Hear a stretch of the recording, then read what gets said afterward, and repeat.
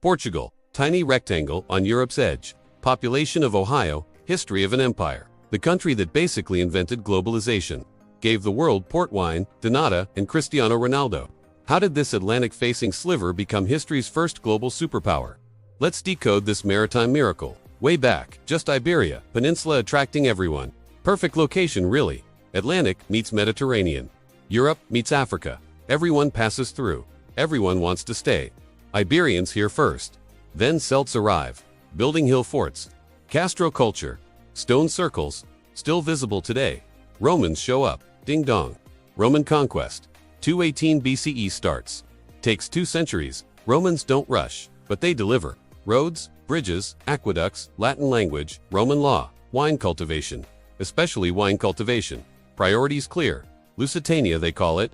Western Iberia. Rebellious province. Viriathus leads resistance. Guerrilla warfare. Romans frustrated. Finally assassinated. By his own people, paid by Rome. Classic Roman solution. Christianity arrives. Slowly, then quickly, Braga becomes religious center. Still is actually, archbishop still important. Some things persist. Knock knock, barbarians arriving, 409 CE Vandals first, then Suebi, then Visigoths, Germanic peoples, each claiming territory. Visigoths win eventually. Gothic kingdom established. Latin continues though, evolving into Portuguese. Slowly becoming distinct. From Spanish especially. Important later, ding dong. Moors invade, 711 CE Islamic conquest. Incredibly fast, most of Iberia falls, within years, except northern mountains. Christians hold their barely, but holding. Moorish Portugal, different. Southern especially. Al-Andalus, they call it. Magnificent civilization. Science flourishing, mathematics advancing, agriculture improving, irrigation systems, new crops introduced, oranges, lemons, rice. Algarve comes from Algarve, means the West in Arabic. Cultural mixing happening. Christians under Muslim rule, Mozarabs they're called, Muslims under Christian rule, Jews thriving too. Until they aren't, convivencia, it's called. Living together. Sometimes peaceful, sometimes not. Mostly complicated. Northern Christians organizing, Kingdom of Asturias then, starting reconquest beginning. Slowly pushing south, very slowly. Takes centuries, knock knock, County of Portugal emerges. Part of given to Henry of Burgundy. French knight, marries king's daughter. Gets Portugal as dowry. Not kingdom yet, just county. But ambitious. Their son more ambitious, Afonso Henrique wants independence. From specifically, fights his mother first. Imprisons her actually. Family drama, medieval style. Then fights everyone Moors, Castile. Winning, mostly. Ding dong. 1139. Battle of Urique defeats 5 Moorish kings. Allegedly, numbers disputed. Victory certain though. Declares himself king. Of Portugal specifically, not waiting for permission. 1143. Treaty of Zamora. Recognizes Portugal. Independent kingdom, officially. Pope confirms 1179. Portugal exists properly. Small but sovereign. Reconquista continues, Portuguese version. Pushing south steadily. Lisbon taken 1147. With Crusader help. English crusaders actually stopping en route to Holy Land, decided to siege locally. Efficient crusading. Algarve conquered. Finally, 1249. Portugal complete. Modern borders, basically. Hasn't changed since oldest borders in Europe. Stability through stubbornness. Knock knock, Castilian threat. Always present. Bigger neighbor wants unification. Portugal refuses. Battle of Aljubarrota, 1385. Portugal wins. Against odds. English archers help. Anglo-Portuguese alliance. 1373. Still active today. Oldest alliance, surviving. New dynasty. House of Avis, Joai, I married to English princess, Philippa of Lancaster. Strategic marriage produces remarkable children, including Prince Henry, called Navigator later. Ding dong. Age of discovery. Portugal starts it. Why Portugal? Atlantic position. Fishing tradition. Naval knowledge. Moorish science inherited. Jewish navigators. Money from trade. Perfect combination. Prince Henry obsessed. Not sailing himself, never actually navigated, but organizing expeditions. School of navigation. Maybe historians debate, but expeditions certain. Systematic exploration. Down African coast. Technical innovations. Caravel developed. Latin sails. Can sail windward. Revolutionary advantage. Astrolabe improved. Compass adopted. Cartography advancing. Maps getting better. Secret maps especially. State secrets literally.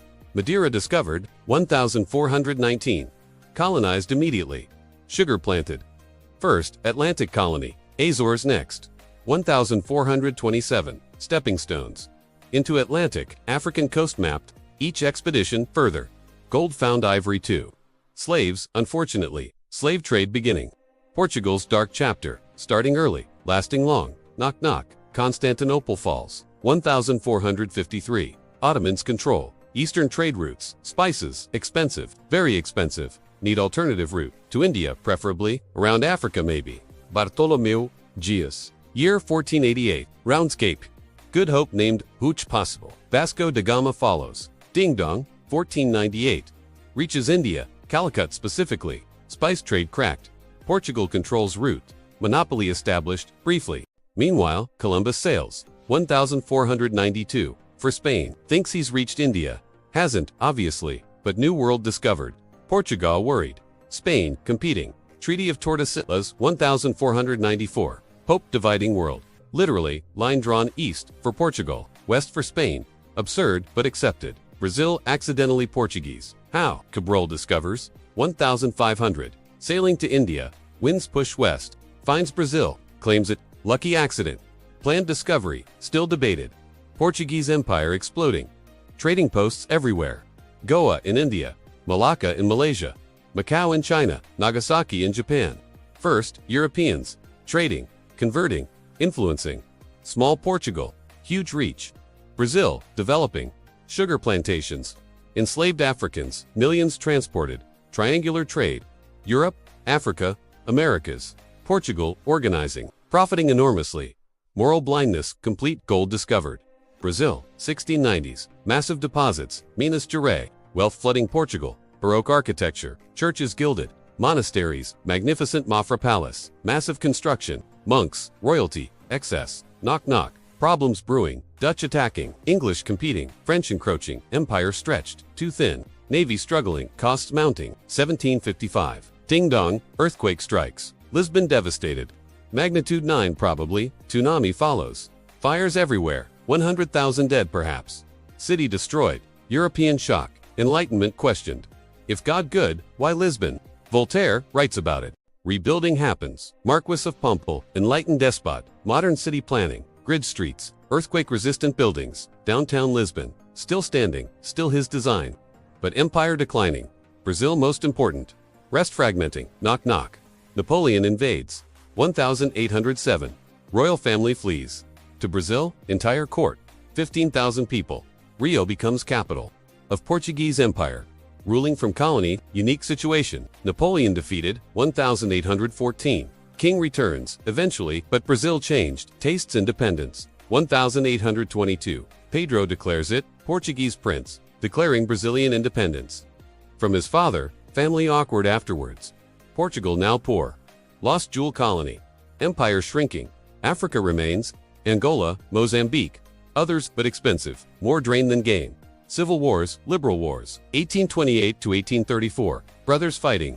Fourth throne, country suffering. Instability chronic. 19th century miserable. Mostly ding-dong. 1910. Revolution. Monarchy overthrown. Republic declared. King flees. To England. Where else? But republic unstable. Governments falling. Constantly changing. 45 governments. In 16 years. Not sustainable. Knock knock. Military coup. 1926. Leads to Salazar. Economics professor. Becomes dictator. 1932. 1968. Estado Novo. New state. Not new. Not good. Repressive. Conservative. Poor. Secret police pied. Watching everyone. Europe modernizing. Portugal stagnating.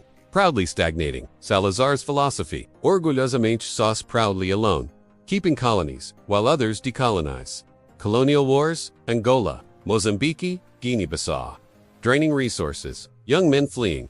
To France, Germany, anywhere. 1974. Ding dong. Carnation Revolution. April 25th. Military coup, but peaceful. Soldiers put carnations in gun barrels. Symbol of peace. Dictatorship ends. Democracy begins. Finally, decolonization immediate. Colonies independent. Retornados arrive. Portuguese colonists, from Africa, 800,000 people. Integration challenging, but managed. European integration. 1986. EEC membership. Now EU funding arrives. Infrastructure modernized. Highways built, schools improved, democracy consolidated, economy growing. Then, 2008. Financial crisis. Bailout needed. Austerity imposed. Painful years. Youth emigrating. Brain drain, déjà vu. But recovery happens, tourism explodes. Lisbon hip. Porto, trendy, Algarve packed. Digital nomads, golden visas, property prices soaring. Locals priced out. Modern problems, culture thriving. Badu, UNESCO heritage, cuisine trending. Modern Portugal. Small, stable, democratic, EU member, NATO member. Speaking Portuguese. 250 million speakers. Worldwide legacy. From Henry the Navigator to GPS navigation. From caravels to TAP airlines. From empire to EU. That's Portugal was empire became democracy. Now peaceful republic. Adios, bye.